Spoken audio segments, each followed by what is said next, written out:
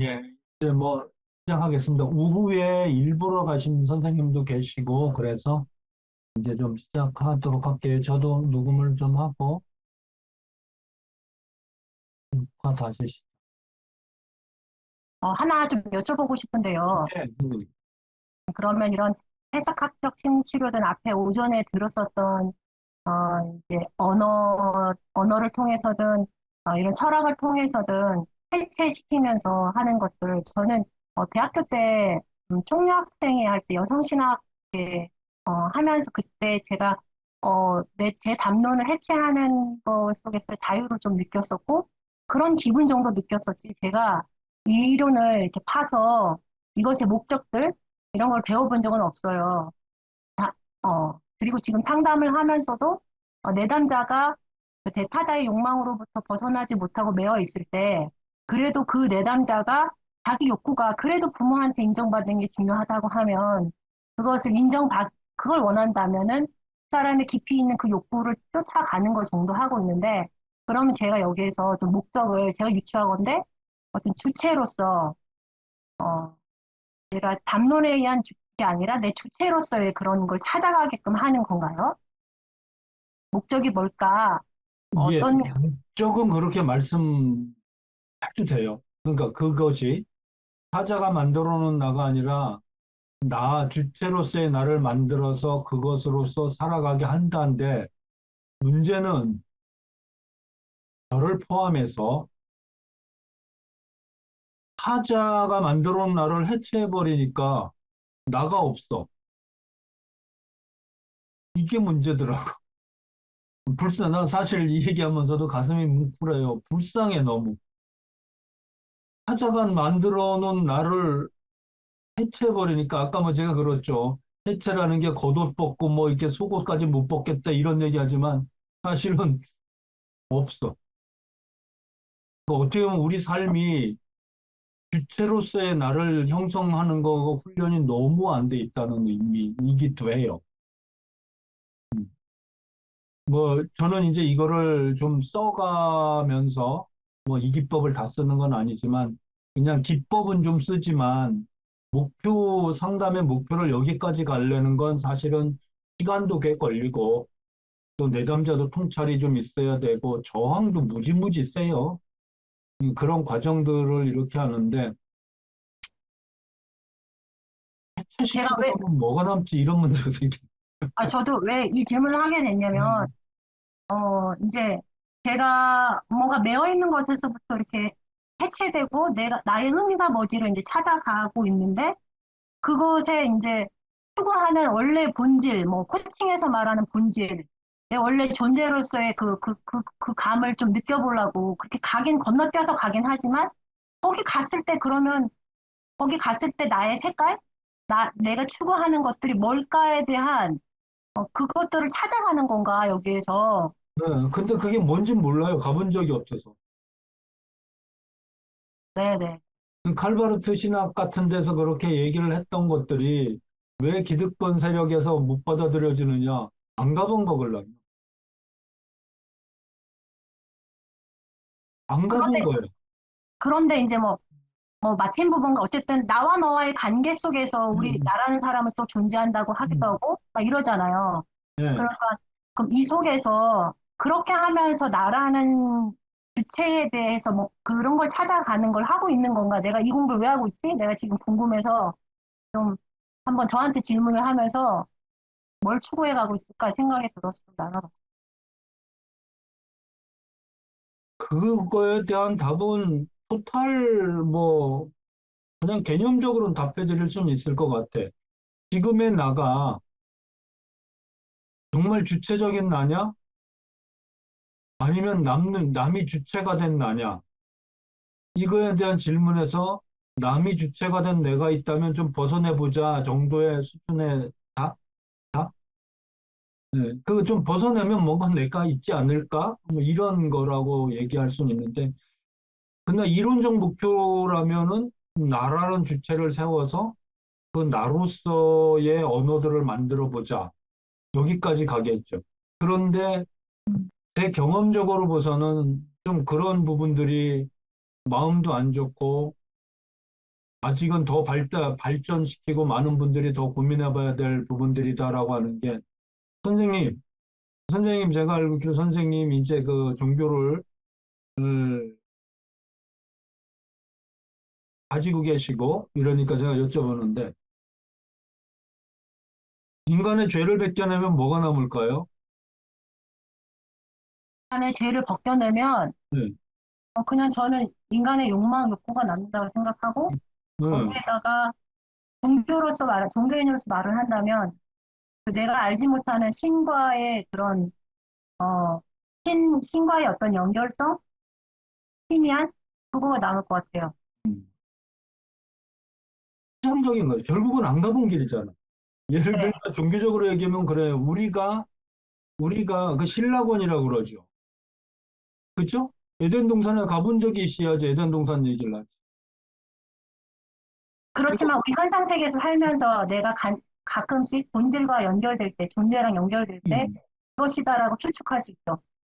그거를 논리적이고 학문적인 근거를 가지고 만들어야지 되죠.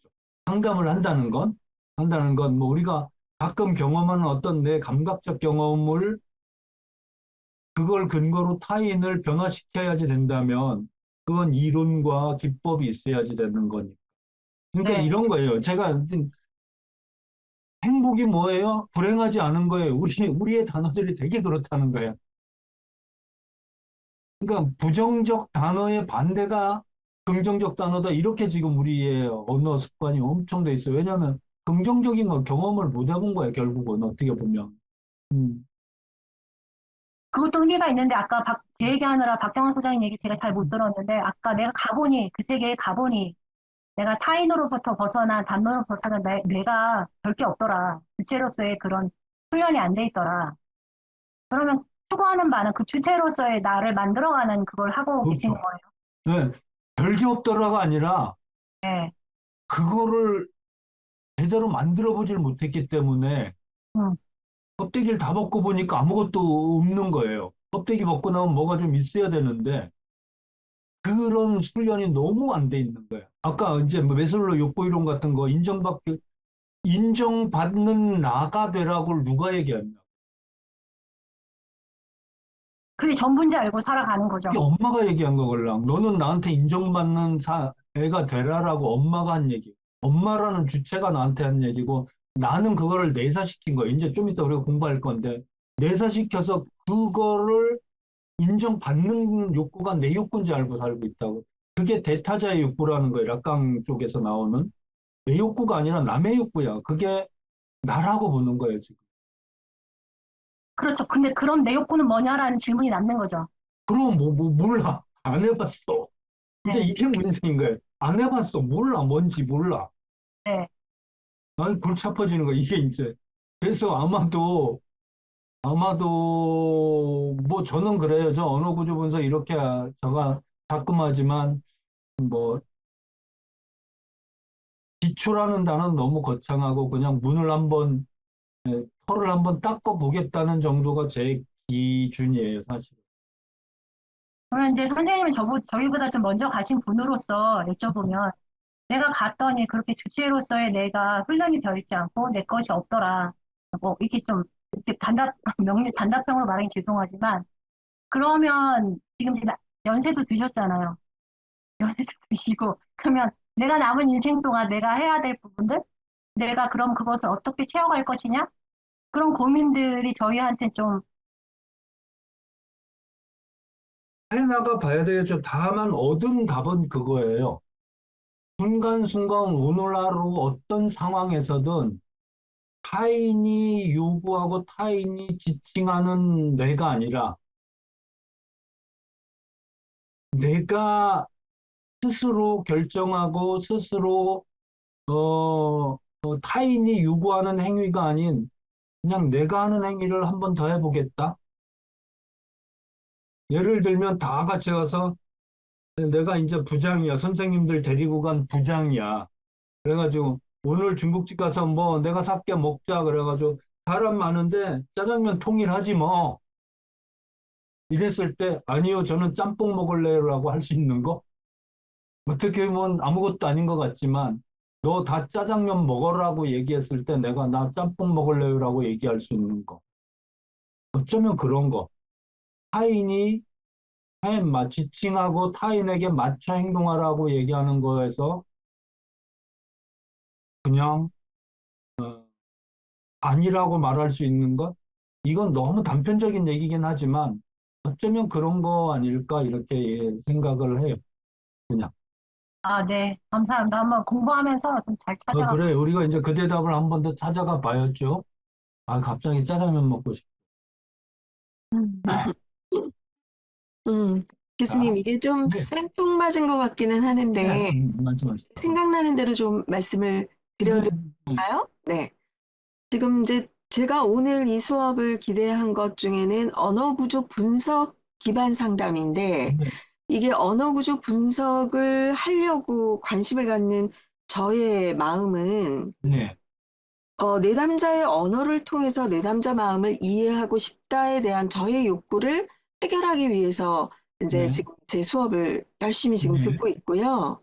그래서 아까 한상희 선생님이 말씀하시는 그 질문의 저의 생각은 결국은 그 내담자 스스로가 자기가 원하는 그 real want를 스스로가 발견하지 못하는 것을 여러 가지 상담 기법 중에 오늘은 그 내담자의 언어를 좀 통해서 내담자의 real want를 좀 찾아 나가고 그러기 위해서 여러 가지의 이론들을 지금 말씀해 주고 계시는 거고 그거를 통해서 스스로가 결국 상담의 목표인 스스로의 어떤 발달, 그다음에 스스로의 욕구를 해결, 스스로의 그걸 위한 실행을 계획하도록 하는 것까지 이어지는 것을 조금 더 상담자의 목표로 저는 생각을 하고 있거든요. 그래서 아까 말씀 나눌 때 저는 그런 생각들이 이렇게 좀 정리가 되는데, 어, 제가 좀 생뚱맞은 생각을 하는 건가요? 좀, 아니요. 이 네, 과정과의 내용을 좀 이렇게 일치시키고 싶은 저의 좀 욕구가 있는 것 같아요. 네. 맞죠. 그런데 이제 제가 앞에 부분에 언어를 계속 다룬 이유는 네. 이 두 가지입니다. 하나는 지금 선생님 말씀하셨던 리얼 원츠 혹은 리얼 셀프 네. 그게 리얼인지 우리가 흔히 말하는 이제 그 리얼이란 단어가 뭐 존재론적이냐 실제적인 여러 가지가 있지만 그 리얼이란 단어가 정말 리얼인지가 이제 문제가 되는 거예요. 지금 이렇게 맞- 파고 들어가 보면 해체를 해버리니까 네. 그다음에 그게 리얼이 아니라면 원스도 리얼이 아닌 게 되는 거죠. 음, 이제 이런 부분들이니까 그러니까 그러면 리얼 셀프라는 것들을 어떻게 찾을 거냐? 리얼 셀프와 언어가 어떻게 연계되느냐? 이거에 대한 이제 철학적 백그라운드를 한번 본 거고, 네. 그 다음에 언어라는 것이 그 지금 선생님 표현하셨던 대로 리얼 그 원치던 리얼 셀프를 찾아갈 때 여러 가지 방안이 있을 때 언어하고 그거하고는 이제 무의식이라고 얘기할 수 있죠. 뭐가 의도적이거나 인지적이지 않은 이게 네. 의식하지 않은 그 어떻게 관련이 있는지. 그래서 언어라는 어떻게 보면 좀 더 우전한 거는 언어라는 것들을 우리가 말하는 일반적인 그냥 말이다, 뭐 단어다 이렇게 보기보다는 좀 더 심리학적이고 좀 더 철학적 관점에서 언어의 중요성 뭐 이런 걸 좀 얘기한 거죠. 그래야지만 우리가 언어라는 거를 중심으로 상담을 하고 뭔가 탐색할 때 그 비중이 이제 좀 우리 마음에 더 와 닿겠죠. 네. 근데 공감이 됩니다. 이것만을 그냥 이렇게 배워버리면은 뭔가 가끔 선생님들이 저한테 이거 조금 공부하신 분들이 그런 얘기를 해요. 그걸 썼더니 이렇게 훅 들어가더라. 그 다음에 뭔지를 모르겠다. 뭐 이런 얘기를 막 해요. 그래서 그런 부분들을 좀 더 이렇게 말씀드리고 싶은 거고, 뭐 우리가 정말 리얼 셀프를 찾는다면 리얼 원치가 뭔지도 찾아지겠죠. 훨씬, 훨씬. 음, 그리고 그 과정이 우리가 상담자로서 내담자에게 도움을 드리는 거죠. 네. 근데 경험적으로 볼 때 리얼 셀프를 찾기가 참 쉽지 네. 않더라. 네. 어, 네. 타자성을 제외하고 났더니 음. 뭔가가 없더라. 뭐 이런. 그건 우리도 시시각각, 시시각각 변하는 어, 어, 그 마음이 음, 같이 real one's나 real self에 존재하는 것 같아요. 그러게요. 네, 우리가 이 공부를 통해서 저 포함해서 많은 선생님들이 혹시 그런 것들에 어떤 기둥을 잡으면 너무 좋겠지만, 뭐 음, 하나 싹이라도 좀 잡기 시작한다면 키워나가실 수 있겠죠. 그런 네, 부분들은 기대하겠습니다. 결과적으로 제가 드릴 수 있는 말씀은 자유롭다라는 말씀은 드릴 것 같습니다. 네, 이해가 저도 됩니다. 다른 내담자들이든 좀 자유로워졌다라는 얘기는 좀 하시죠. 네, 네, 네. 네. 아, 찾아가 보죠, 뭐. 이번 시간에는 우리가 그럼 상담 이론 속에 언어라는 게 얼만큼 포함되어 있나? 우리가 알고 있는 상담들, 거기서도 좀 이렇게 좀 보시기를 바래요. 이거를 제가 하는 이유는 어쨌든 이 이론들은 우리가 좀 아는 이론들이에요. 상담 이론들이. 그랬을 때 그 상담 이론을 사용하실 때도 언어에 대한 비중을 우리가 조금 더 촉감을 가지고 하자 이런 의미입니다. 해석학적 상담은 주로 우리가 얘기할 수 있는 것은 아까 말한 로저스 상담 뭐 이런 개념들은 좀 해석학적 상담이 좀 더 있어요. 그리고 인간의 경험 중심의 상담 이론들 이런 것들이 이제 해석학적 상담인데 거기서 뭐라고 얘기를 하냐면 인간 경험이 언어로 구성된다라고 보는 겁니다. 결국 우리의 모든 경험들은 언어로 구성된다는 얘기는 인간이 자기의 경험을 언어로 바꿔서 저장하고 언어로 만든다. 그 이야기 치료죠. 이야기 치료. 자기의 담화를 가지고 있다. 이제 이런 관점을 가지고 있는 거죠. 그렇기 때문에 언어가 만약 제한적이라면 심리적 문제가 나타날 수 있다. 이렇게 보는 겁니다. 병인론이죠. 언어가 제한되면 자기의 경험을 다 충분히 언어로 말할 수 없기 때문에 충분하게 그거를 상징하는 언어를 만들어낼 수 없기 때문에 심리적 문제가 발생한다라고 얘기를 합니다. 이거는 감각을 언어화하는 과정 혹은 사고하는 과정에 적용할 수 있는 얘기죠. 그게 제한되어 있다면 언어화나 사고화하는 데 문제가 있을 수 있다. 이렇게 이제 쭉 얘기할 수 있는 거예요.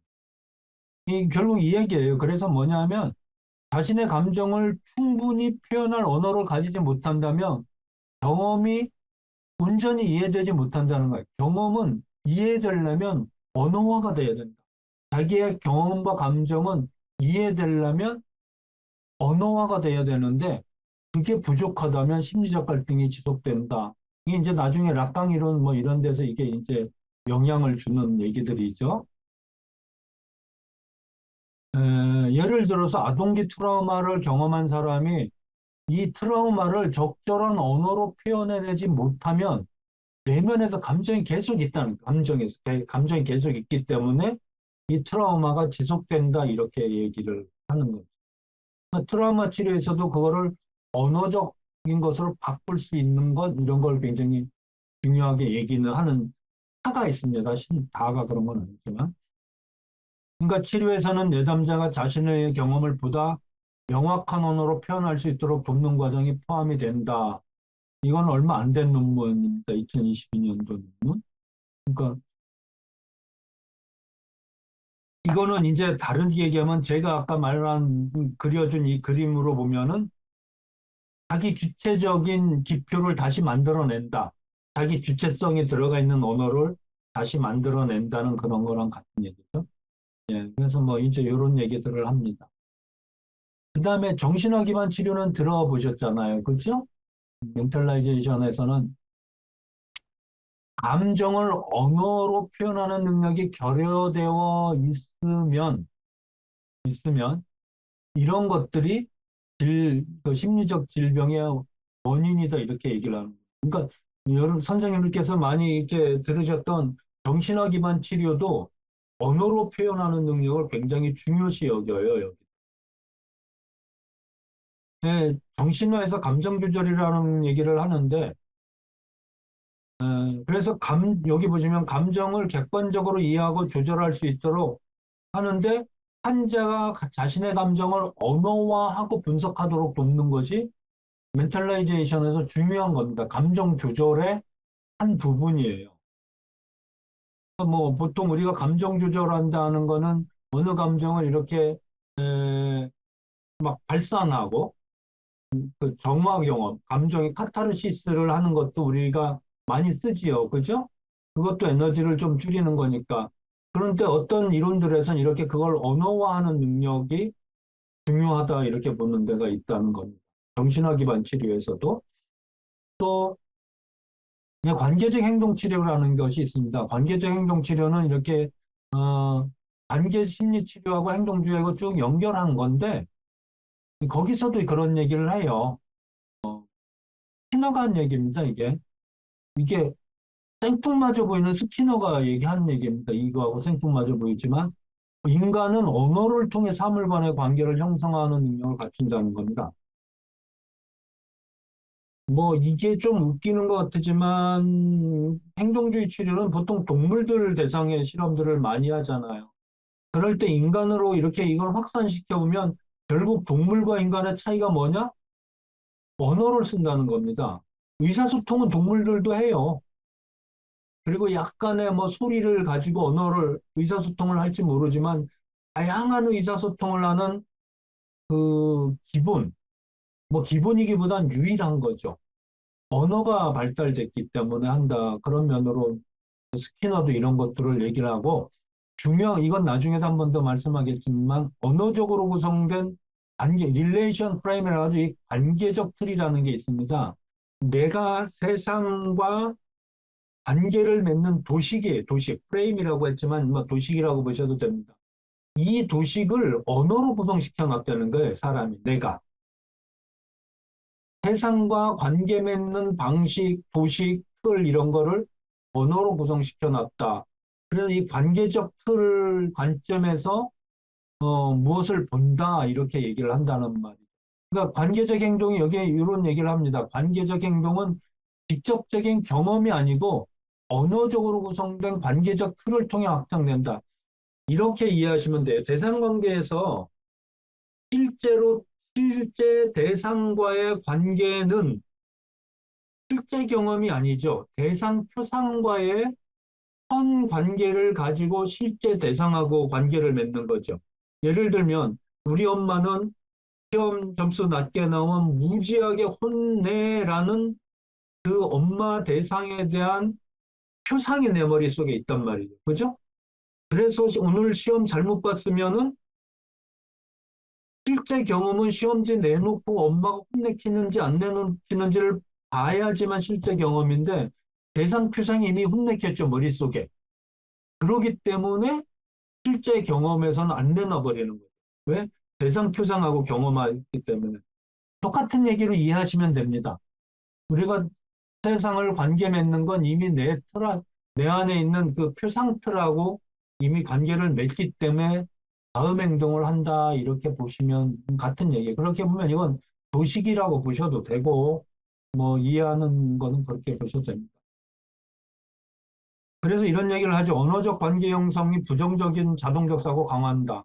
인간은 자신의 경험을 언어적으로 구성하면서 고통스러운 기억과 감정을 지속적으로 미안하지만 언어적으로 재구성한다는 거, 이것도. 관계 경험을 언어적으로 고통스러운 관계틀을 만든다. 고통이 포함된 관계틀, 부정적 관계틀. 그래서 자기 행동의 경직성을 초래할 수 있다는 거예요. 뭐 우리가 말하면 이런 거죠. 내가 뭐 꼭 해봐야 알아, 다 알지. 뭐 이런 것들인데 그걸 이쪽에선 언어로 구성시킨다고 이렇게 얘기를 합니다. 예를 들면 그겁니다. 대상 표상도 사실은 보면은 언어 표상이 있어요. 대상 표상에서 엄마 표상이 둘로 나누죠. 분열돼서. 뭐죠?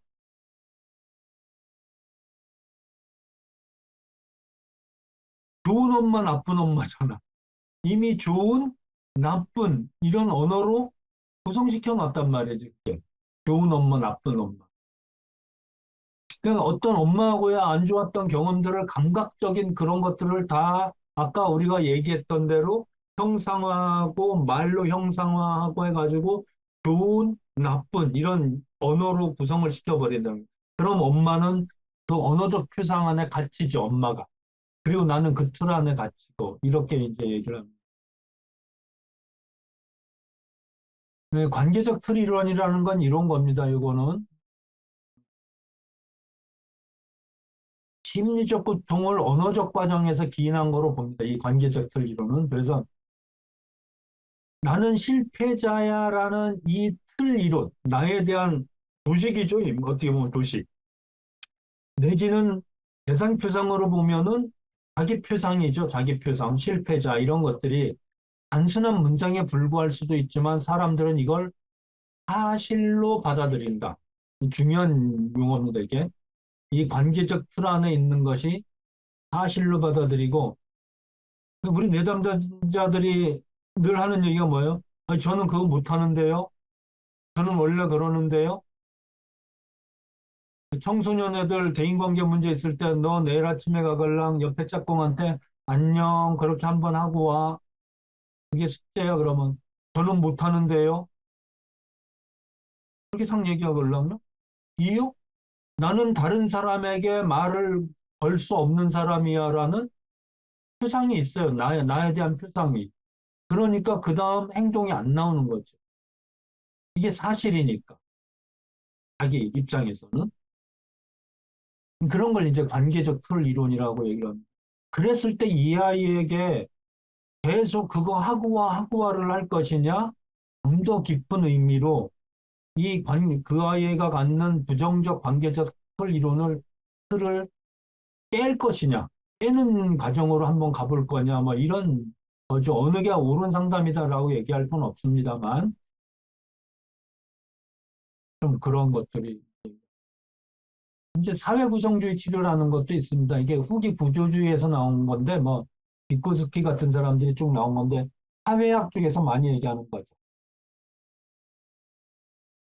그리고 이제 거켄이라는 사람이 심리치료에서 언어와 대화가 현실을 구성하는 핵심 요소다, 이런 얘기를 했어요. 그러니까 심리치료에서 언어하고 대화라는 걸,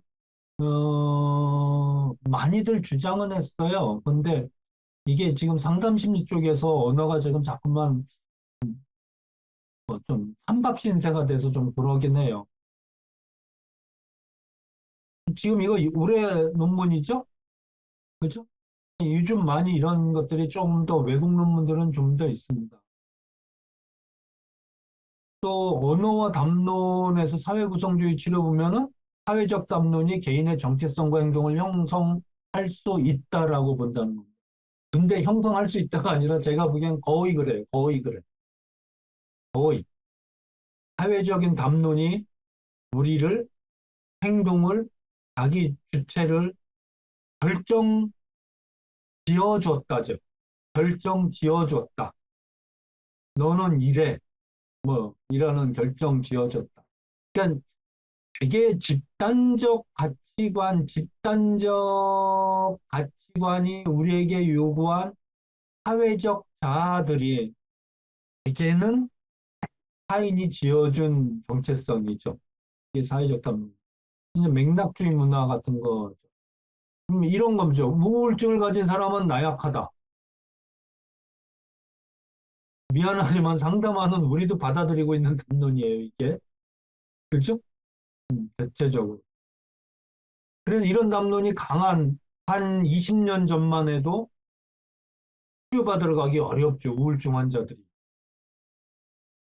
이런, 지금은 뭐 우울증 별거 아니야라는 담론이 조금 퍼지고 있나요? 그죠? 우울증 정도는 상담받고 뭐약 먹어도 되지만 한 20년 전만 해도 못 가는 거죠. 그럼 행동이 제약받는 거죠. 그리고 자기 주체에 대한 해석이 나는 나약한 사람이야 이렇게 돼버린다. 그런 담론들. 그리고 선생님들 무지하게 좋아하시는 ACT, 뭐 수용전념 치료. 여기도 보면 언어 얘기합니다. 인간은 언어를 통해 의미를 만들고 과거 경험을 기억하고 미래를 계획한다. 이게 수용전염 치료에서 나오는 얘기예요. 그래서 언어적 사고가 필연적으로 부정적 영향을 미칠 수 있다. 여기선 ACT에서는 언어의 부정성을 이제 많이 얘기를 합니다. 잘못된 언어가 부정적인 자아상을 또는 증상을 만든다. 그렇기 때문에 사고를 억제하거나 수령하기보다는 차라리 언어와 거리를 두고 좀 관찰하자 이런 쪽으로 좀 보기는 해요. 음, 그런데 수용전염 치료도 기본 베이스가 뭐냐? 너가 느끼는 그 감정들은 사실은 언어로 만들어졌다 이런 관점을 보는 거예요. 언어로 만들어졌고 이렇게 가는 거다 얘기를 하죠. 그래서 거리를 두고 한다 이렇게. 거기서 또 이제 그런 거를 하는 겁니다. 그래서 관계적 틀 이론은 이런 거예요. 이 ACT는 관계적 틀 이론을 기본 베이스로 합니다. 이 관계적 틀 이론을 기본 베이스로 한다면 뭐냐면 생각과 감정을 바꾸려 하기보다 그것을 경험하는 방식 자체를 그냥 변화시키는 거예요. 그런 것들을 변화시키는 그 접근법을 하는 겁니다. 그 이론 접근법. 이 사람이 ACT 만드는 사람이잖아요. 그렇죠? 그 사람이 이 RFT를 가져와 가지고 접근을 한 겁니다.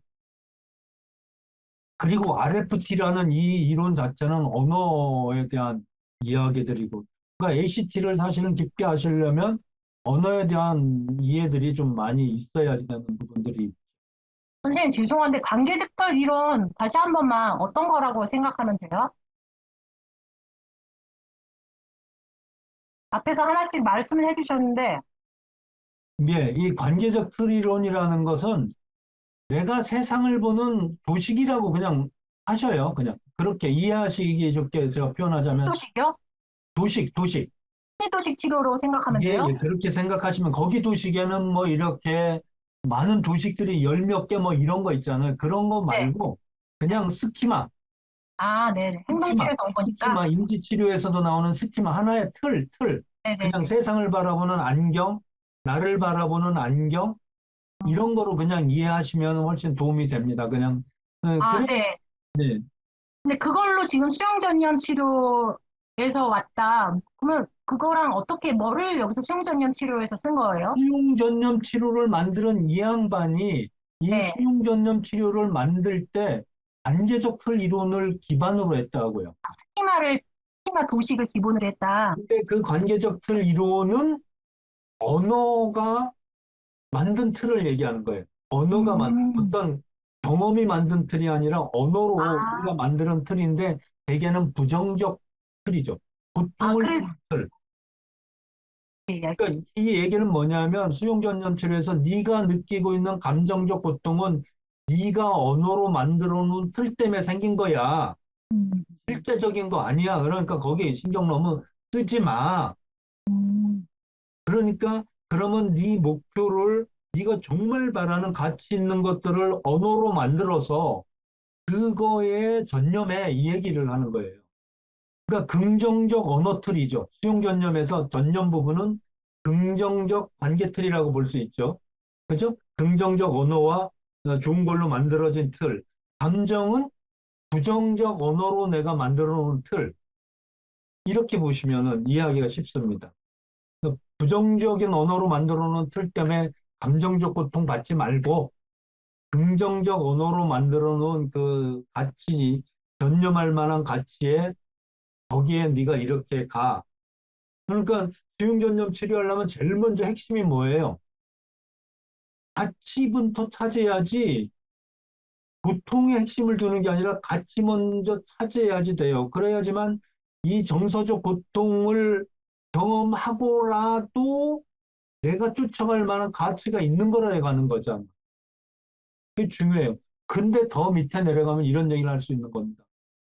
그 내가 전념할 가치가, 그 박은경 선생님 표현대로면 리얼 셀프가 원하는 리얼 원치냐, 아니면 또 타자가 만들어 놓은 타자의 목표를 채우기 위한 것이냐. 이제 이 고민이 또 이제 생기기 시작하는 거죠. 자, 그다음에 정서 중심 외상 치료 있죠. 이건 이제 이게 그 트라우마 치료니까 거기서도 보면 이게 정서를 활용해 외상 기억을 통합하려는 그런 시도인데 그때 보면 트라우마 상황에서의 감정들을 명확하게 인식하기 위해서 이런 거를 합니다. 감정을 명명하기. 감정을 언어화하는 거죠. 그죠? 이 트라우마 부분에 굉장히 고민을 많이 했던 분들이 이제 연구했던 거죠. 2017년도.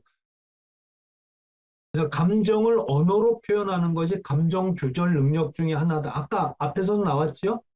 네, 트라우마나 이런 것들에 대해서. 음, 트라우마 치료에서도 이 언어에 대한 부분들을 얘기를 한다. 근데 간단하게 그냥 그거를 우리가 그냥 일반적으로 활용되는 언어로 쓰는 것을 좀 지양하자 이겁니다. 그냥 그거보다는 경험적 언어, 주체화된 경험적 언어로 저런 거를 우리가 만들어낼 수 있다면 훨씬 더 내 거가 되면서 뭐 외상 후 회복 이런 거에 훨씬 더 도움이 될 것이다. 성장 이런 거에. 또 신체 중심 애착 치료에 애착 외상 치료도 있습니다. 여기서도 보면 신체 감각을 탐색하고 이를 언어화하는 과정을 거칩니다. 비슷비슷한 얘기예요, 결국. 근데 이런 것들을 우리가 알게 모르게 우리가 배운 많은 상담 이론 중에 말로 하는 것들이 있어요. 말로 하는 것들이. 그리고 단어를 사용하고 대명명하고 이 외제화하기 위해서 이름 붙여주고가 있는데 그런 것들이 제너럴한 용어들을 너무 쓴다는 거예요. 그 제너럴한 용어는 사실은 집단적 주체를 만들어 가는 방식에 써먹는 것들이기 때문에 그게 오히려 나중에 자기 주체성을 잘 모르고 어느 날 또 좀 힘들어하는 이런 걸 줄 수 있는 거죠. 그 부분에 대한 얘기를 좀 하는 거예요. 그다음에 게슈탈트 치료에서도 내담자가 그걸 언어로 하는 것들을 좀 바꾸게 해요. 나는 해야 한다와 나는 하고 싶다로 이렇게 바꾸는 것들이 있죠. 그죠? 프리펄츠 같은 경우는. 이런 것도 이거 강박적인 거죠. 그죠? 강박적인 거죠. 이거를 하고 싶다 하면 잘 보셔요. 주체가 바뀌죠. 해야 하는 건 타인이 보통 우리에게 하는 거고 하고 싶다는 이게 아까 말한 대로 타인이 얘기하는 걸 내사화 시켰든 말든 일단은 내가 좀 들어가는 뭐가 있죠. 그죠? 내 욕구가 들어가는 뭐 약간은 그런 것들이 있습니다. 동기면담 같은 데서도 이제 변화 언어, 내담자의 말 속에 희망, 이유, 능력 이런 걸 언어화하도록 유도한다. 지용존념하고 연결되는 부분들이 있죠. 네. 부정적인 틀보다는 긍정적인 프레임워크를 만들도록 이렇게 좀 하는 거죠. 좀 연결이 좀 돼 있는 뭐 이런 거고 또 마음 챙김도 선생님들이 많이 좀 아시는 거죠. 그죠?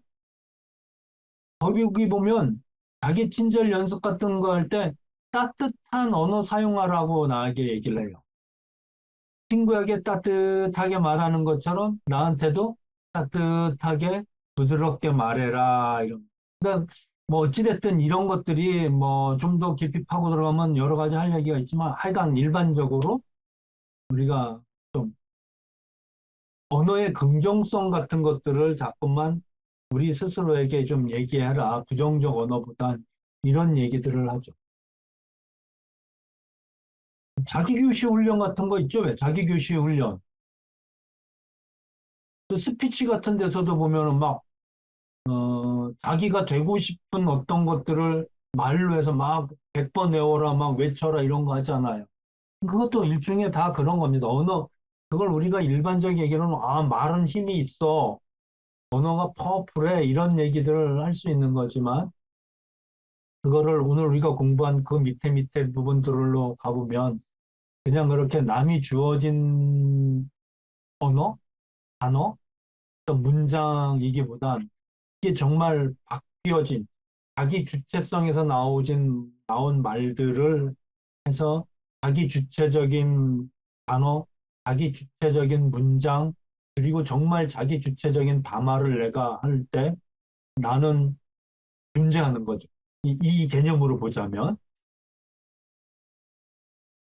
그런 얘기입니다. 그래서 뭐 이런 정도가 상담 이론 속에 있다라는 정도 우리가 좀 보시면 되겠고, 자, 이제 지금부터는 정말로 공부하기 시작하겠습니다. 지금까지는 전반적으로 좀 이런 것들에 대한 얘기였다면, 여기부터는, 요것도 두 번째, 정말 공부 조금 더 있다. 근데 이게 이제 우리가 가지고 있는 언어와 심리와의 어떤 공간들을 만들기 위한 거예요. 지금은 뭐 이렇게 연결성이라고 했다면, 이제는 우리 상담 이론이 들어갈 만한 공간들을 좀 만들기 위해서 이런 레비스트로스라는 사람의 구조주의 인류학이라는 단어가 게 있습니다. 이 사람은 그러니까 이게 구조주의라는 건 어떤 것들을 하나 보지 않고 여러 개가 이렇게 구조화 시켜져 있다. 구성되어 있다. 스트럭처, 구성되어 있다라는 관점으로 보는 게 구조주의입니다. 예전에는 큰 거를 다 그냥 좀 하나의 거로 봤다면 그럼 구조주의와 분석주의와 해체주의는 사실은 맥락을 같이 해요. 어떤 면으로 보면 다시 구성하려면 해체도 해야 되고 분석도 해야지 되지 그래야지 구조가 형성될 거 아니에요. 그죠? 그 맥락이 사실은 해체주의, 구조주의, 분석주의 이거는 다 같은 의미가 같다라고 얘기하면 안 되는 거예요. 연결성이 있어요. 연결성이. 음. 근데 이 사람이 봤더니 문화는 표면적으로 다양해 보이지만 그 안에 보면 이거 굉장히 중요한 얘기입니다. 이양 대립이 공유한다. 모든 인류, 이 사람 보편성이라고까지 했으니까 모든 문화에는 이양 대립이 있다는 겁니다. 그러니까 정반이죠. 정반. 변증법으로 가면 합이라는 얘기를 할 수 있어요. 정반, 합. 정반. 이양 대립. 그리고 우리가 지금 앞에서 공부했던 것 중엔 차이가 존재한다. 차이가 의미를 만든다랑 같은 얘기. 행위 의미 쓰는 거는 죽음이 있기 때문에 그렇다. 이렇게 볼 수 있다는 겁니다. 그렇죠? 또 남자가 의미 있는 거는 왜? 여자가 있기 때문에. 이런 식의 어떤 이양 대립이 있다는 것. 자연이 멋있는 이유는 문화나 문명이 있기 때문에. 문명이 편한 이유는 자연의 불편함이 있기 때문에. 이런 식으로 이양 대립적인 게 늘 있다는 겁니다. 그리고 그 문화적 사고는 상반되는 개념상으로 조직이 되는데요. 그래서 인간은 의미를 차이와 대비를 통해 만든다. 아까 우리가 뭐 봤죠? 언어는 차이에서 의미가 나온다. 인간도 차이와 대비해서 의미를 만든다. 이렇게 보는 겁니다. 잘 보셔요.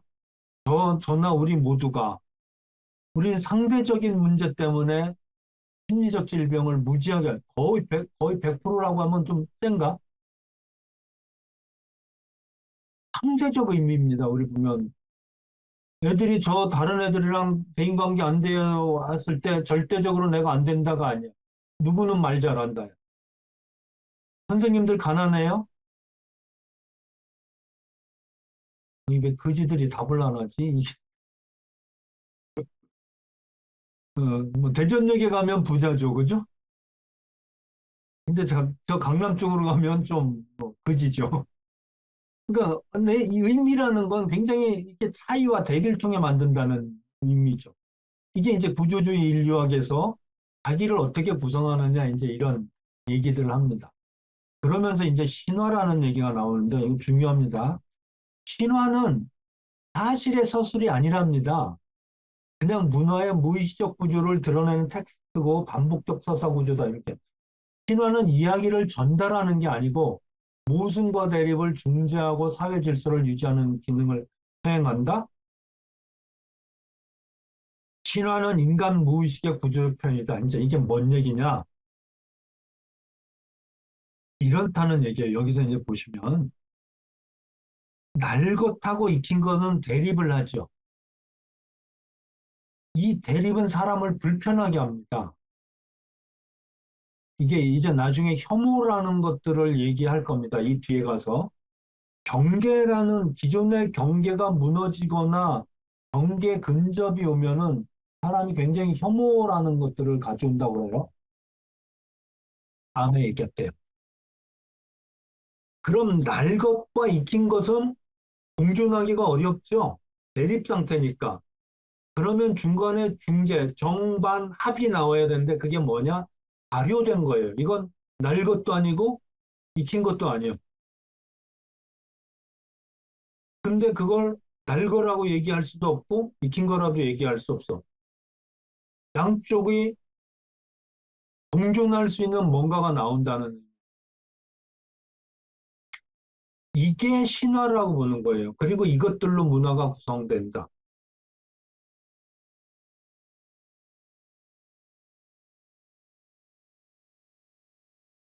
그래서 락강은 신화는 무의식이 말하는 방식이다 이렇게 얘기해요. 무의식에 녹아 있다는 겁니다.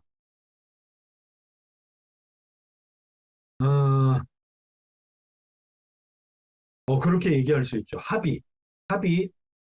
에, 이건 정이랑 반이랑 싸워가지고 어떤 놈이 이겼다 얘기가 아니고 정도 수용이 되고 반도 수용되는 게 합의잖아요. 그죠?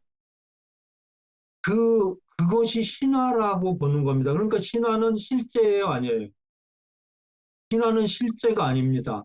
그럼에도 현상을 유지시켜주는 중요한 기능이 있습니다. 또 하나, 신화가 잘못 형성되면, 신화가 잘못 형성되면 사람은 살아가면서 신화를 실제로 받아들여요. 신화가 실제예요. 이미 합의됐기 때문에 이거를 해체할 수 있는 힘이 없으면 그건 실제입니다. 실제. 그 사람에게는 신화라는 걸 모르기 때문에 잘못된 신화는 인간을 계속 피폐하게 만들고 어렵게 만드는 거예요. 신화가 중재 항목 맞죠? 중재 항목이 신화라고 보면 되는 거죠. 발효된 거. 근데 의도된 게 아니고 나도 모르게 이 대립을 해소하기 위해서 만들어진 거예요. 네. 여러 가지가 있을 수 있습니다. 이걸 이제 공부하면서 또 좀 찾아갈 건데, 락강이 신화를 무의식이 말하는 방식이다라고 얘기하는 건 그 신화 속에 무의식도 들어가 있다는, 무의식도 들어가 있다. 근데 그럼 무의식만 있느냐? 의식도 들어가 있어요. 그런 어떤 부분들이 이제 신화인 거예요. 그래서 이 레비스트로스가 한 게 신화는 인간 무의식을 우주적으로 표현한 것이다. 그러니까 인간 무의식을 스트럭처, 구성했다는 거예요. 인간 무의식이 구성되어 있다는 거예요. 그 신화라는 것 중에는. 우리가 알고 있는 신화가 단군 신화 같은 게 있나요? 믿지는 않지요. 지금은 안 믿어요. 한 삼국시대쯤엔 어땠을까요? 믿었겠죠? 삼국시대에 그 신화가 필요했던 이유가 뭐냐면은 같은 말을 쓰고 있어. 생긴 것도 똑같아. 그럼 우리가 같았었다라는 거를 뭐로 만들어내야 될까? 우리가 달라. 다르면은 통일할 의미가 없죠. 통일은 하려고 하죠. 그러면은 우리가 같다라는 우리는 같은 거야라는 어떤 거가 나와야 되잖아요. 그게 고조선 신화. 마늘 먹은 곰? 마늘 먹은 곰. 신화죠, 그런 것들이. 그러니까 기독교 신학에서 바르트를 얼마나 싫어하겠어요. 바르트를 싫어합니다. 어떤 유대민족? 유대민족들의 그런 걸 다 신화로 보는 거예요. 왜냐하면은 더 깊이 들어가면 구약 시대에 구약 성경에 나오는 신화들이 아랍이나 그 이집트 그쪽 계열의 아프리카 쪽, 중앙아시아 쪽에 유사 신화가 엄청 많아요. 비슷한 신화가. 그러니까 그걸 신화라고 보니까 이제 골치 아파지는 거죠. 그러니까 하여간 우리가 신화를 좀 생각하실 때 이렇게 보시면 돼. 선생님들이 가지고 있는 나의 개념 다 신화다. 내가 가지고 있는 나에 대한 개념 다 신화야. 일단 기본 베이스로. 우리 사회를 구성하고 있는 규범, 권력, 담화 다 신화다. 일단 우리가 해체를 들어간다는 전제 하에서 그렇습니다. 음, 다 신화다 이렇게 보시면 일단은 맞아요. 일단은.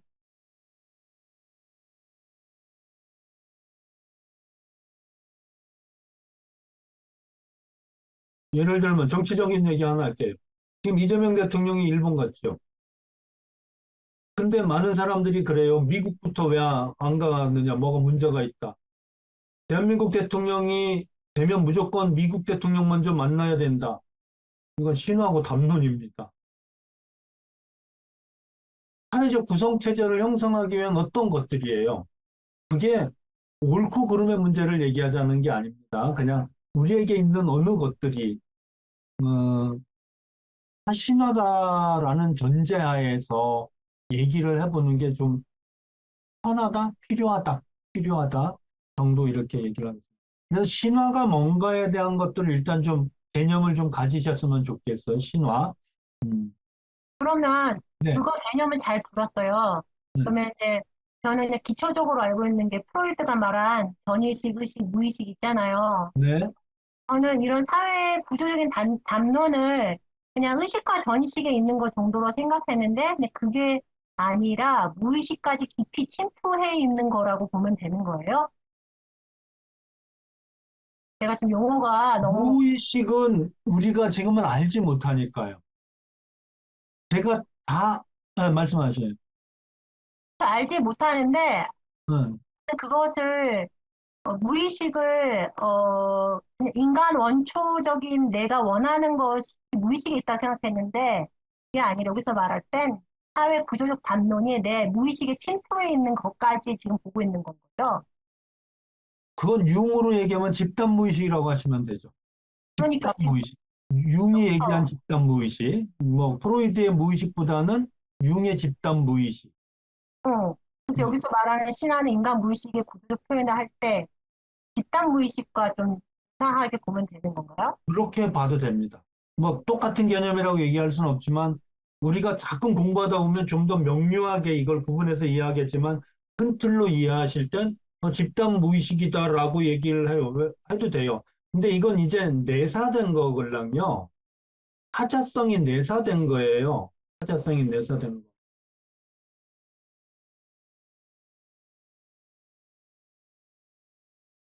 게 그래서 신화라는 걸 그래서 구조는 구조는 신화를 구성하기를 엄청 중요하게 여깁니다. 신화는 뭐죠? 사회 질서를 유지한다 그랬잖아요. 그죠? 그렇기 때문에 기득권이나 이런 사람들은 신화를 엄청 형성시키려고 합니다. 북한의 그 김씨 가문의 백두혈통? 이런 것들은 그 사회를 떠받치는 신화걸랑요. 굉장히 신화하죠. 이게 신화라는 게 신격화한다는 개념을 넘어서서 떠받치는 어떤 신화인 거죠. 음, 요즘 제가 참 재밌게 보는 게, 재밌게 보는 관점이 그런 거예요. 외국에 나가 있는 외국 국적, 그냥 한국, 그 조상들 중에 할머니, 할아버지 혹은 아버지, 어머니가 한국인이었던 사람, 그 우리나라 사람이에요? 선생님들 답 좀 해보세요. 외국 국적이야, 그 사람은. 근데 엄마 아빠가 우리나라 사람이었던 할머니 할아버지가 우리나라 사람이었던 사람. 그 사람 우리나라 사람이에요? 음, 저는 미국에 좀 오래 살다가 왔는데요. 그 교수님의 답변에 저는 아닌 것 같아요. 우리나라 사람이. 왜냐하면 제가 생각하는 우리나라 사람이라는 건 문화적인 백그라운드라고 저는 생각을 하고 있거든요. 그래서 문화적인 백그라운드에서 우리나라 사람이라는 개념 안에는 이질감을 느낄 수 있을 거라고 생각해서 저는 아니다. 이렇게 네. 말씀드려요. 이번에 캐더한인가 그거 감독하신 분이 한국인이에요? 국적 어디예요, 정 선생님? 그분 국적. 캐나다 사람이요. 그러니까 한국인 아니야. 근데 맞아요. 늘 앞에 붙이는 말이 한국계 뭐 이런 거 쓰지요. 그게 신화예요. 한국계라는 걸 자꾸만 만들어내는 신화. 프라이드 갖게 하기 위해서. 이런 그분이 한국 모양을 가지고 있던 뭐든 아무런 상관없어. 우리는 그 영화가 재밌냐 없냐지. 근데 우리가 만들었다라는 거, 우리가 만들었다 이런. 그러니까 기득권층은 그런 신화를 집단적 이런 걸 많이 해요. 그래서 나에게 있는 나의 신화도 다 일단은 내가 믿는 실제가 다 신화라고 일단은 받아들이라는 거예요. 일단 우리가 이걸 하기 위해선 해체하기 위해선 선생님들이 가지고 있는 선생님들에 대한 자기 개념 다 신화예요. 내담자가 가져오는 모든 것 다 신화야. 긍정적인 거든 부정적인 거든. 나는 이런 걸 잘해요. 나는 똑똑해요. 나는 말을 못해. 이런 거 다 신화야. 이거는 해체돼야 될 것이다. 라고 일단 전제하는 거예요. 해체되어야 될 것이다.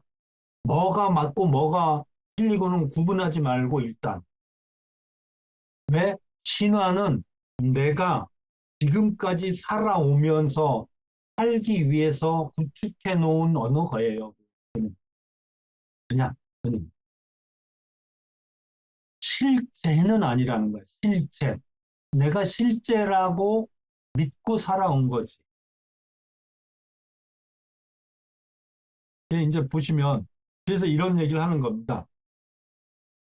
문화라는 건 이런 것들의 이향대으로 대립으로 구성되어 있다.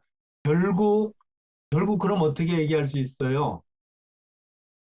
내가 가진 내가 가진 나라는 이 신화는 사실은 안 해보면 정도 있고 반도 있죠. 이향대립으로 쪼갤 수 있는 뭐가 있죠. 이게 어떤 의미가 있냐면은, 이 사람이 이제 쌍둥이 신화라고 그랬어요. 신화는 절대 단일적이지 않다는 거예요. 상호 간의 관계가 있다. 이향대립이니까. 근데 하나는 문화를 상징한대. 다른 얘기로 표현해 드릴게요. 하나는 슈퍼에고, 사회가 얘기해 준 것, 또는 타자성이고, 하나는 자연을 상징한다. 심리학적으로 얘기하면, 프로이드 얘기를 하면 이드, 타자성이 아니라 자기 주체성, 뭐랄까, 또 사회적인 거기보다는 유니크한, 독특한 내 것. 이 두 개의 문화가 있다는 우리 안에.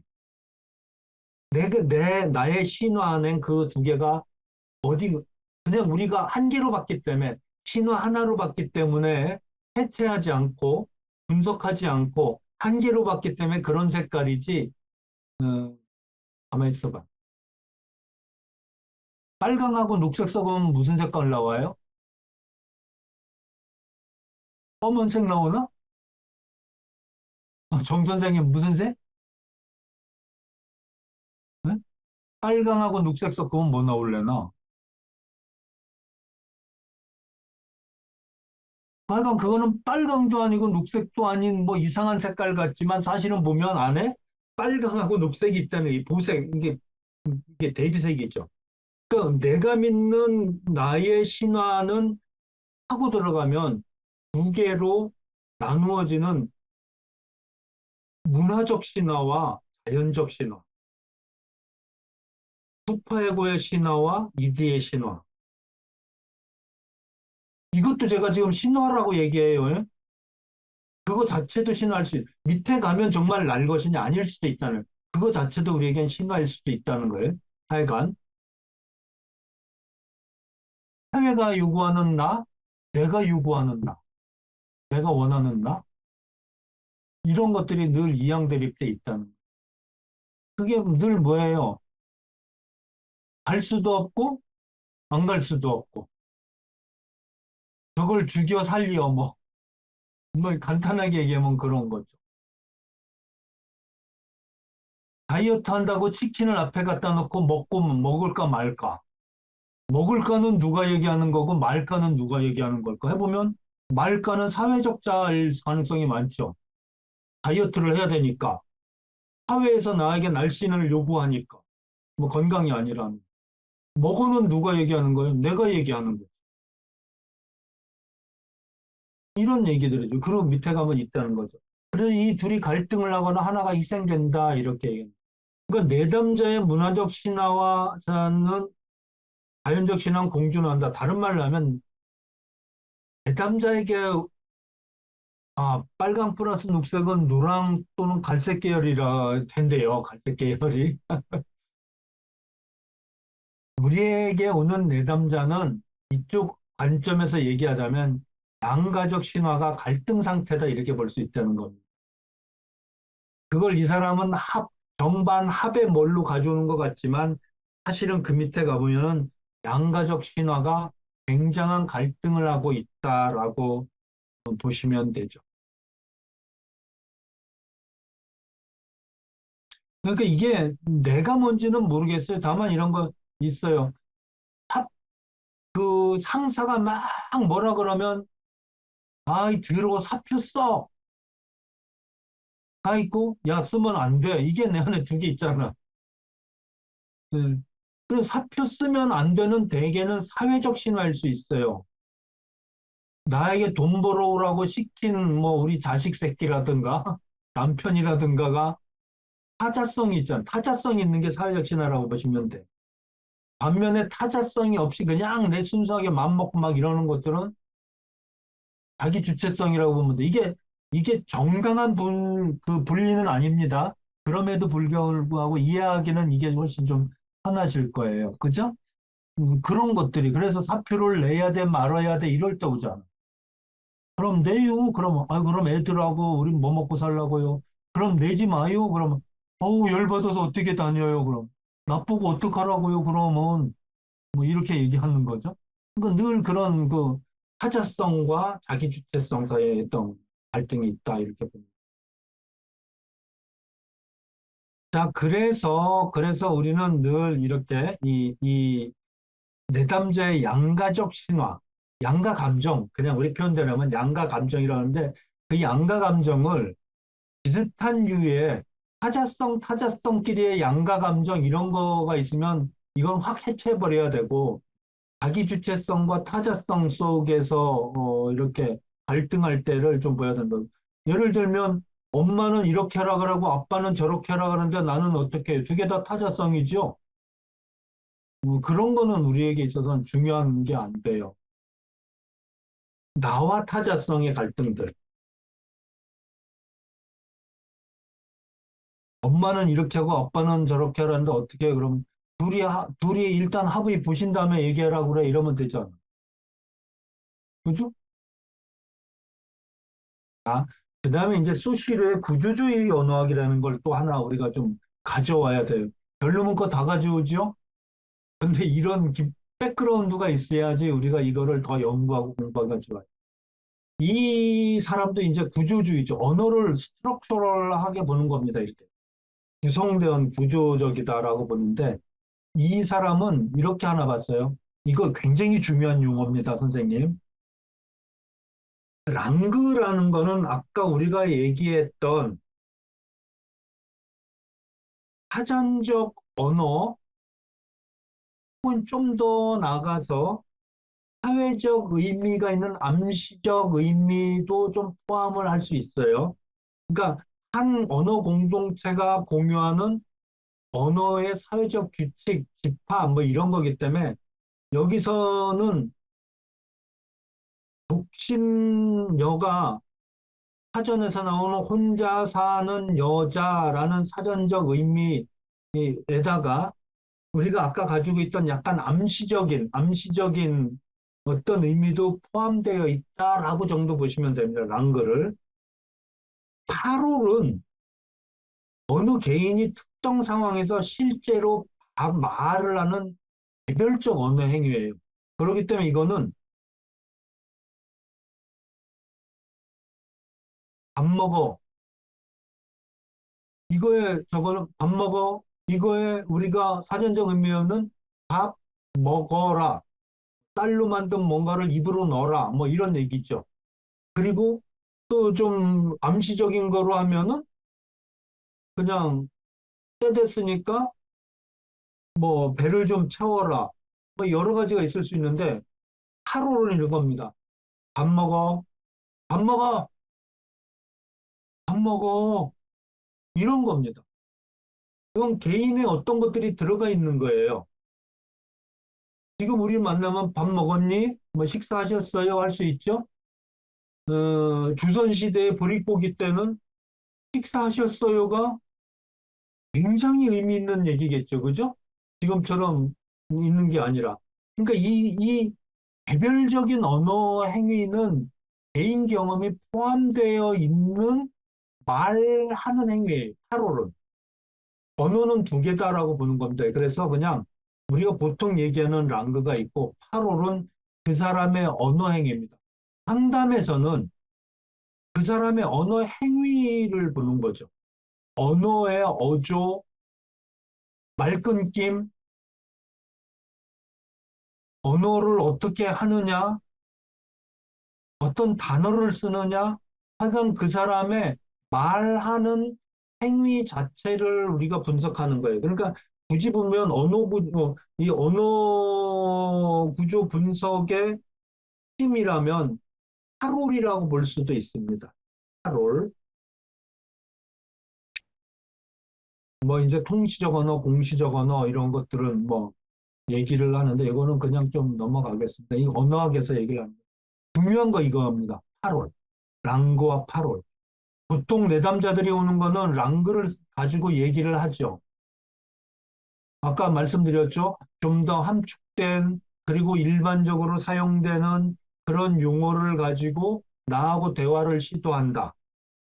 그 용어들이다. 그러면 우리는 그 용어가 나올 때 이 사람이 어떤 식의 파로를 하느냐, 어떤 식의 말 행동을 하느냐를 초점을 잡아서 랑그라는 어떤 사회적 의미가 있는 혹은 일반적 의미의 용어에서 개인의 경험이 들어가 있는 용어들로 어휘로 바꾸고 그걸 말로 정말 그 감각으로 그렇게 말하도록 하는 겁니다. 예를 들면은 아까 제가 예를 들은 거 내가 늦게 들어왔다고 아빠가 제가 통행검진 늦었다고 아빠가 욕했어요. 욕이라는 랑그죠. 욕은 랑그죠. 뭐라고 했어요? 뭐 이 지지배야 이렇게 했어요. 그것도 어떻게 보면 파롤이 아니라 이미 랑그예요. 지지배야 이렇게 하는 순간. 파롤이라면 뭐 지지배야 이렇게 했어요. 뭔가 감정이 좀 들어가면 이미 그 지지배라는 거에 이 사람의 말의 행동이 조금은 개인적이죠. 조금은 개인적 말소리 자체가. 그거를 파롤이 되게 하기 위해서 우리가 아까 얘기했던 대로 상담자가 다시 받아서 확 하는 순간 그거는 그때 아버지가 한 랑그가 아니라 그때 아버지가 한 파롤이 돼버리는 거예요. 말 행위 그 자체. 그게 파워풀한 거죠. 그 기지배야라는 단어가 중요한 게 아니고 기지배야라고 할 때 그 아버지의 그 말 행위 그것이 훨씬 감각적인 거고 이런 거. 그게 이제 파롤입니다. 우리가 그런 걸 따져가는 거예요.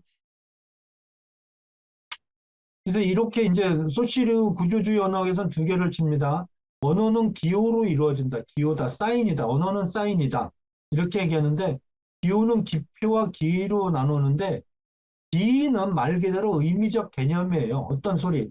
예를 들면 제가 지금 소리를 냅니다.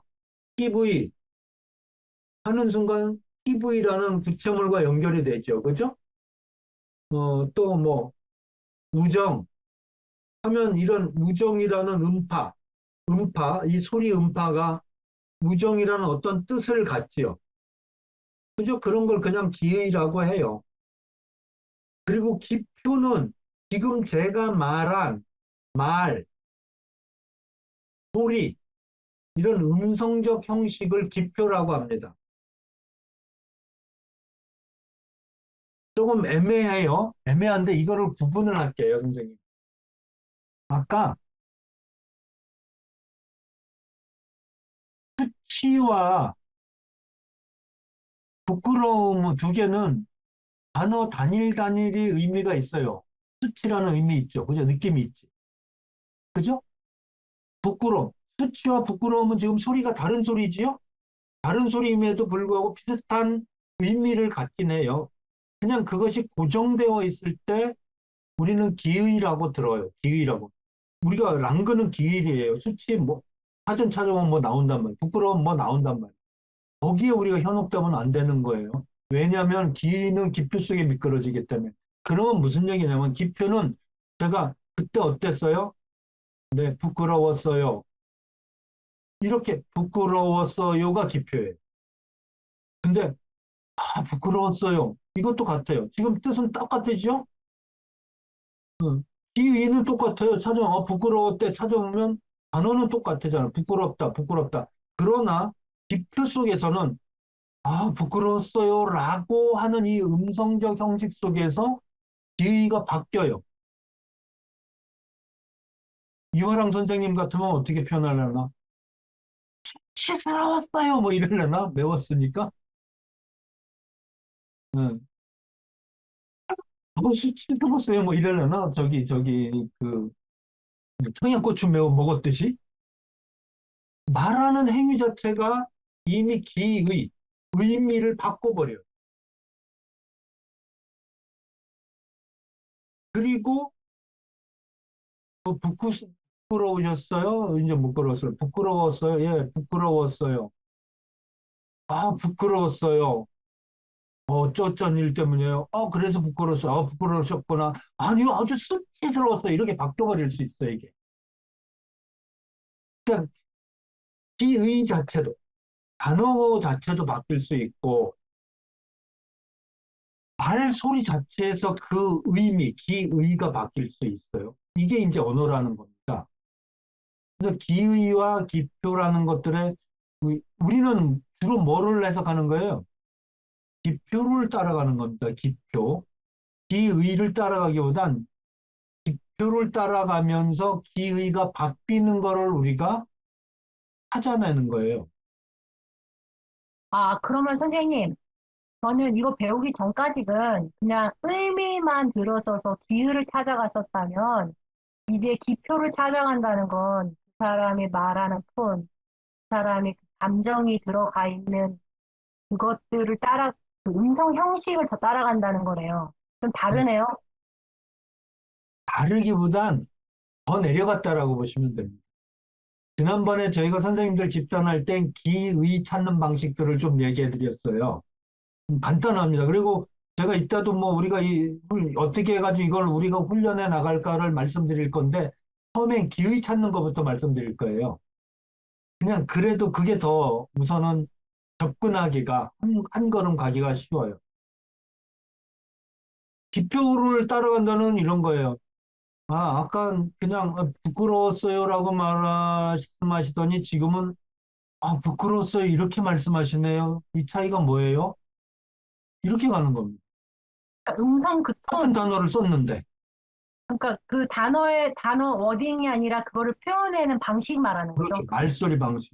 아까는 부끄럽다라고 말씀하셨는데 지금은 조금 떨림이 있네요. 목소리에 부끄럽다고 하시면서 이런 말 형식들을 잡아내는 거예요.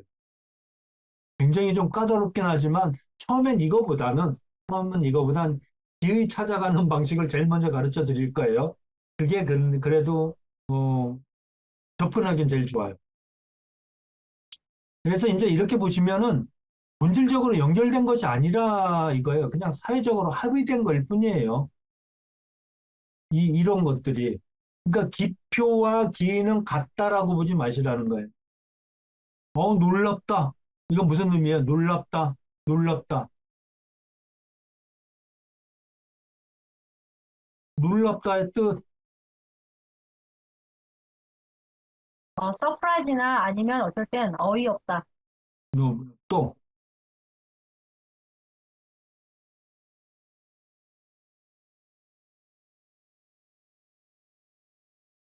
칭찬? 생각하지도 못했던 상황이 갑자기 나타났다. 예상하지 못했다. 그리고 잘했다.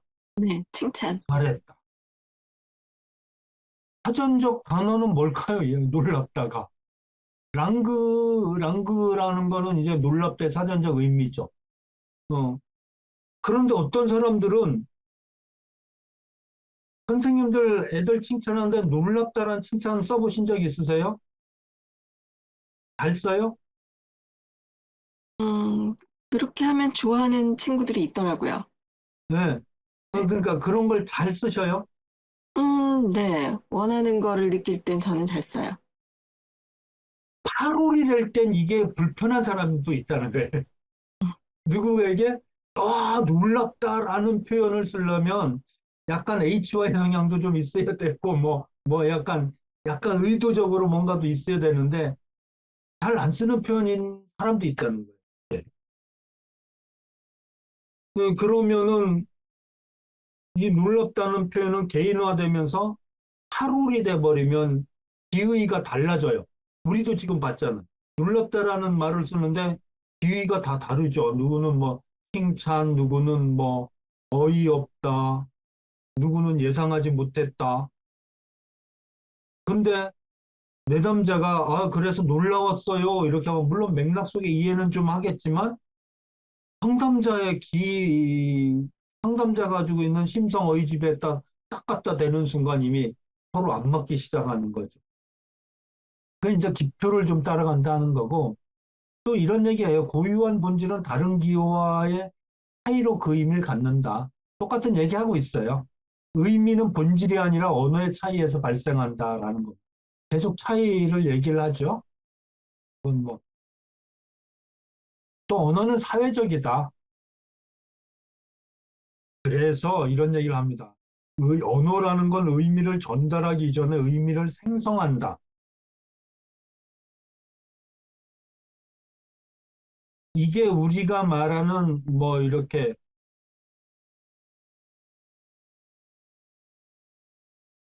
자기 교심은 나는 뭐다 이러는 것들이 나를 만든다라는 거 아니에요. 그죠?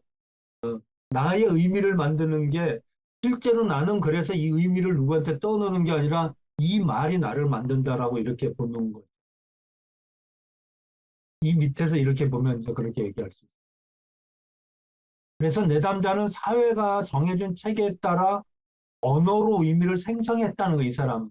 그래서 신화라는 겁니다, 이게. 제가 말하는 신화라는 우리 이 개념은 옳고 그름의 문제는 아니고 그게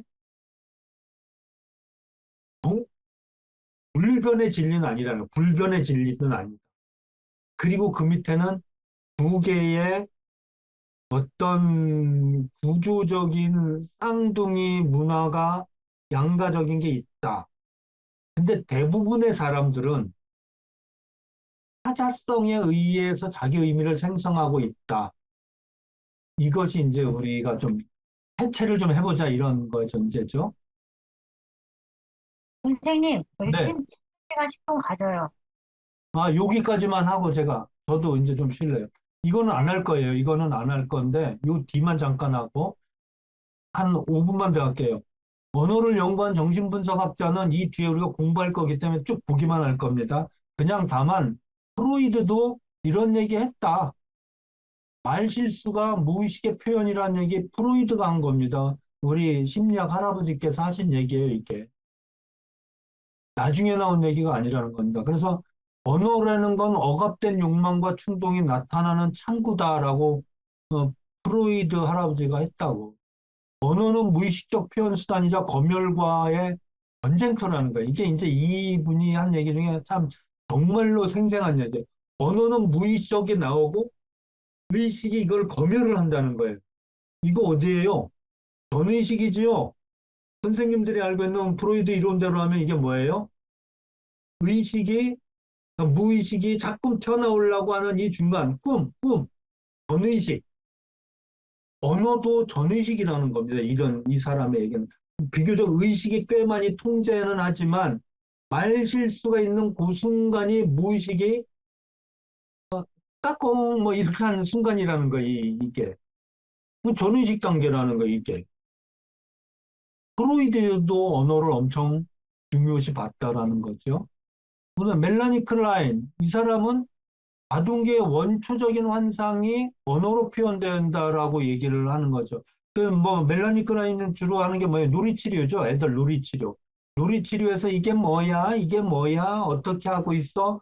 애들이 언어로 그걸 설명해 주죠. 그죠? 뭐 뭐예요? 뭐예요? 했을 때 그 언어가 갖는 상징성이 아이의 내면에 분열된 자, 대상표상, 대상관계 이론 같은 것들을 하는 거기 때문에 그런 걸 분열된 객체들. 분열된 객체라는 게 뭐예요? 다르게 얘기하면 아까 우리가 그 구조주의 인류학으로 보자면 결국은 두 개의 문화야 또. 분열된 자라는 게 뭐예요? 우리가 그 대상관계에서 결국은 좋은 아이, 나쁜 아이, 좋은 엄마, 나쁜 엄마. 역시 이중성. 분열되어 있는 거죠. 대상관계 이론은 결국은 뭡니까? 좋은 엄마, 나쁜 엄마를 통합하자죠. 그 정방 합의 개념이라고 이것도 어떻게 보면. 그 나중에 와서 뭐 변종법 치료로 막 나가고 이제 DBT 나가고 하는 그런 개념들이 있는데 그 개념들의 밑에 있는 어느 부분들은 결국 이런 얘기들이에요. 그러니까 거의 모든 심리학자가 우리 안에는 양가성이 있다라고 보는 거예요. 양가성.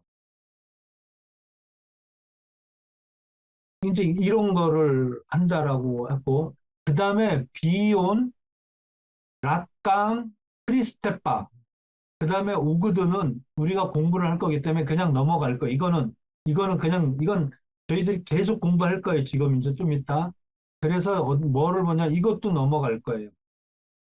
프로이드, 클라인, 비온, 락강, 크리스테파, 오그든을 공부를 하는데 이 둘은 안 할 거고 요 네 개는 이제 우리가 오후 시간에 쭉 한 명 한 명. 왜냐하면 여기서 우리가 방법들이나 이론들을 가지고 와야지 구성이 되는 거기 때문에 할 겁니다.